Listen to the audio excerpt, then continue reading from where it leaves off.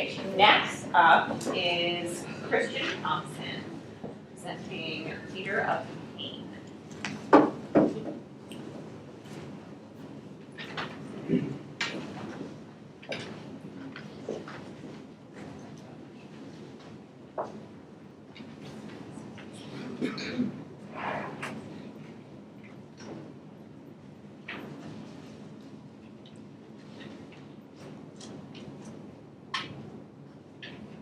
Howdy, everybody.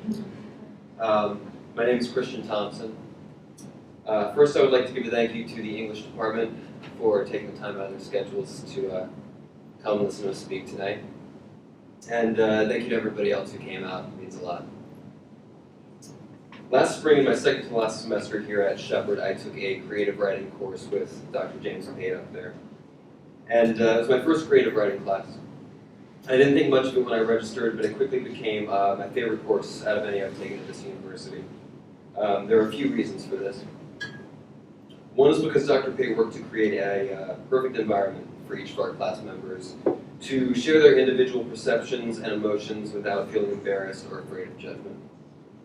Because of this openness that defined the classroom, I felt like I learned a lot more about my fellow English majors this semester and in this class than in any other.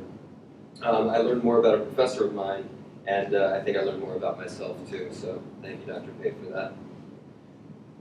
Secondly, the course had the effect of reinvigorating my love for literature and writing at a time when I felt the stresses of impending graduation had sort of wrung that inspiration dry. Discussing and examining the poetry of Rimbaud, Pound, and Apollinaire, among others, reminded me what it felt like to fall in love with literature back in high school. It made me believe in magic again, and most importantly, it made me excited to write. Poetry has a way of allowing us to communicate and sift through emotions that can often seem impenetrable to us. Writing can feel so freeing, and in this way, poetry really is magic. Because of this rebirth of sorts, when we were told at the beginning of the semester that we had to re-examine a previous work of ours, I knew pretty quickly that I wanted to build on the poems I wrote earlier this year. Since I'm a literature concentration student, most of my work at Shepherd has dealt in critical theory rather than creative writing. But if modern critical theory has taught me anything, it's that there isn't much of a distinction between the two. Each piece of literature is a response to what came before it. Every work, critical or creative, is more a reflection of its author than anything else. It's all another piece of the conversation, and in this sense, everything is critical. So rather than reading you a critical essay tonight, I'm going to be reading you critical poetry. Back in August, at the beginning of the semester, I was reading a novel by the postmodernist writer Thomas Pynchon called Gravity's Rainbow. Although the novel's title is a literal reference to the trajectory of the V2 bomb, I did a lot of thinking about how it could be used to symbolize so many other things. One of my eventual thoughts was that this parabola that Pynchon was evoking with the title was actually a symbol for life itself. Imagine the x-axis of the graph representing our years on Earth, and the y-axis representing our level of uncertainty in life. When we are born, our lives are taken care of for us, our perceptions are green, and anything is possible for us moving forward. As we age, however, taking on new challenges like careers, financial burdens, relationships, potentially health problems, to name a few, the world we once inhabited becomes a lot less familiar. We become cornered into a place we never thought we'd end up. And additionally, knowledge often brings an awareness of the horrors and injustices that take place around the world on a daily basis. The apex of this parabola, is when we're at our most lost, our most terrified, and most at the whims of fate, chance, and our surroundings. Because of this, we risk going blind to the beauty of the world, and we might take things like love and friendship for granted. But if we are lucky, and if we try really hard, we can work our way back down towards comfort and peaceful finality, developing a rapprochement with existence as we draw closer to our final years. Our struggles in life have the ability to teach us, and though existence can often be horrifying, the beauty it possesses is no less valid. Friendship, love, and nature can lead us back to that optimism we felt as children, and towards the same place of wonder, belief, and possibility. In this sense, we're also not so different from the bomb itself. We're launched at birth, We do our best throughout life to sail towards some fixed and predetermined location. And though we might explode 100 miles off course, just maybe we'll hit some other target. This collection of poetry I ended up with is meant to resemble that same parabola, the same journey. It is split up into 3 parts, one for birth, one for middle life, and one for death. It's made up of re-edits of poems I wrote last spring with Dr. Pate, as well as new poems I've written this semester that lend the older poems a greater context and uniformity. The collection is titled Theater of Pain, Proscenium of Light, and I'll be reading a selection from each part for you. So I'd like to start off by reading a selection from the first section. This poem, titled Transfixion, attempts to evoke the optimism and wonder felt when discovering something that speaks to you at a very young age. In this case, the oracle doing the speaking is nothing less than 1980s pop music. Transfixion. On the first day of my waking life, long before I found myself surrounded beneath scraps of scarred and blistered steel, splintered spires of ore 10 times my size, all pointing towards the same mass grave, which lay in some sullen desert, with winds which once whispered promises of auspiciousness, now merely breathing loneliness, like salt winds swirling at the globe's most remote of coordinates, in the dead center of the great ocean gray. I sat on my knees on the carpeted floor in my parents' very first basement, nose held so close to the TV that I could feel the gentle crackle of its electric soul. Transfixed by a woman being carried by a horde of suited and handsome men, lifted high above the terrain, a red carpet of lust. Light as the words that she was singing. This was protest. This was freedom. And though it was subtle and it was grainy, it was right there in front of my face, tingling my nose and forcing me still.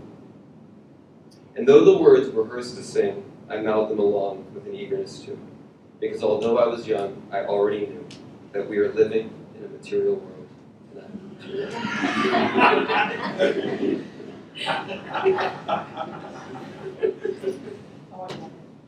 So the second poem, titled Tom Ripley to DC, in my 8th week without you, is meant to elicit the complex, confused, and perhaps doubtful emotions associated with middle life. The narrator is uncertain as to whether the relationship is built on love or lust, what its meaning or its purpose is, and the poem cautions over-analysis in relationships. So this is Tom Ripley, Debussy, in my 8th week without you. Is love a blistering hot spring, or is it still blue water off the coast of Anacapri? When we're reading on your couch, speaking only in the slow motions of our feet, I wonder that we should be boiling, or I worry that we should be boiling. But then a half hour later, your teeth are tearing through my lower lip. And wouldn't it be something if we were that still blue water with young couples in sailboats gliding across our backs? Trust me, I don't know anything. I'm always trying to peer through 100 different plate glass windows, sometimes every window except the one that sits beside me on my warmest nights. But when you're not here, and there's nothing to reflect my face, it feels like someone tilted Anacapri back and drank its still blue water dry, splintering sailboats onto its nascent desert floor. This final poem that I'll read for you is titled Thoughts on the Drive Home. It's meant to be from the perspective of a person who's reminiscing on an old lover of theirs. Maybe this lover is a more youthful version of the same person they're with today, or maybe it's someone they haven't heard from in 50 years. But either way, the memory gives them solace. It provides them with a sort of vicariously experienced peace, and it follows the belief that love really does have the ability to heal. It begins with the title of a Marvin Gaye song called If I Should Die Tonight, and I found Marvin to be an appropriate reference for this collection, as not only is he an artist who makes us feel, a lot of us feel nostalgic for a time that's long gone, but also because he represents life at both its most beautiful and magical, as well as life at its most tragic. This somber reckoning is undoubtedly difficult to make, but it might be exactly what is necessary to lead us back towards peace, thankfulness, and a higher level of consciousness in our later life. So on that note, this is If I Should Die Tonight.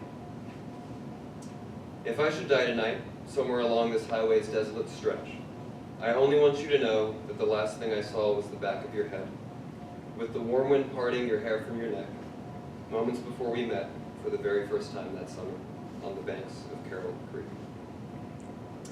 I hope you've enjoyed these poems. Thank you very much for listening.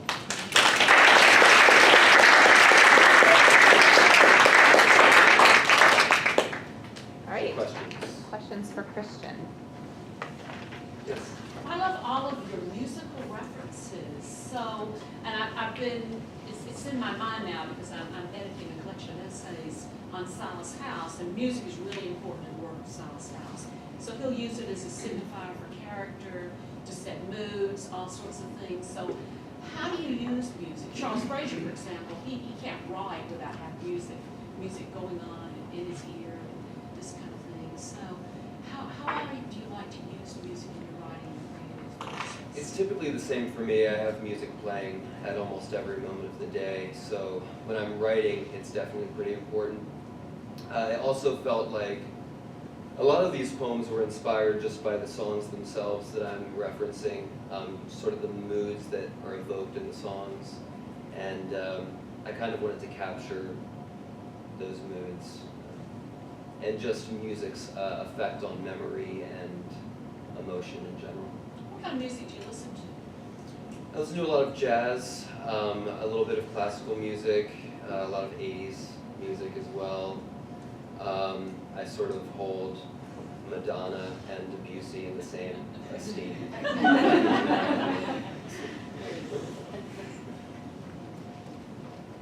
Any other questions?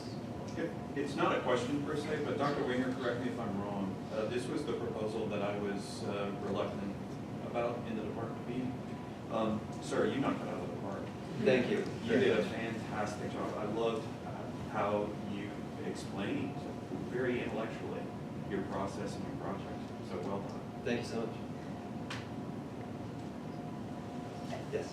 You mentioned in the proposal and then in some of your remarks today, the influence of poets like Pound. And I wonder if you could say a little bit about where you see, how they influenced you in a specific way. Sure. In Dr. Pate's class, we read a particular Pound poem called The River Merchant's Wife, I believe. And just the way that his language was so evocative, and I just wanted to capture that. And so in that sense, I think Pound was probably my greatest inspiration that semester, just because it made me so excited to approach language with a new sort of mentality. And I read more about Pound later in the semester, and I was pretty disappointed how he ended up. But his work is amazing, that poem in particular. And so yeah, it was just a big influence of mine. That's a favorite of mine, and I can see the connection there between, in that poem he lets the description convey the emotion rather than using the language of emotion. Yes. And that's a move that you emulate? That's what I attempted to do. Yeah, I hope I was relatively close. Thank you. Thank you. Anybody else? All right. In terms of your writing process, do you start with an image? Do you start with a phrase? I do. I like to start with sort of a location and just describe what about that place made me feel the emotions. I don't want to address the emotions directly, but I'd like to sort of riff off the imagery from whatever location it is. I'll go from there, and after that it's sort of blurry exactly how it all comes together. A lot of re-edits. Yeah, I don't know, it's a mystery to me. Yes? It was great. I just wondered if you'd like to say a few more words about the interface between critical theory and poetic inspiration. Critical theory and Poetic critical writing? inspiration. You Oh. seem to imply there's an interface between the critical sort of, theory approach and the use of those concepts or words to be more creative. Yeah, well, my goal kind of, Which critical theory, I'm wondering, and how did that work? sorry? Which critical theory, I'm wondering. Which critical theory? And how did all that work? I'm not exactly, I wasn't really relying on any particular theory. There are two philosophers named Deleuze and Guattari who have a few works that sort of blurs the line between psychology and philosophy and creative writing. And so I wanted my poems that I had written last semester to kind of build on my understanding of Gravity's Rainbow. And so in that sense, they almost are an essay, but they're a creative writing exercise as well. So I just kind of wanted to blur the lines between the two, and do a little bit of both, I guess. That makes sense. Could I also ask you, where did you get that picture of Pinchin? That picture of Pinchin, personal collection. It's one of the few that's online. I never saw it before. Yeah. But you're really gesturing in your project toward intertextuality, which is a theoretical concept that arises from feminism. Oh, So, well, I'd be interested to learn more about that. Yeah, I wasn't referencing that, but I have heard a little bit about intertextuality, and yeah, I'm glad that I was able to sort of work in that direction. Okay. Thank you. Okay, thank you.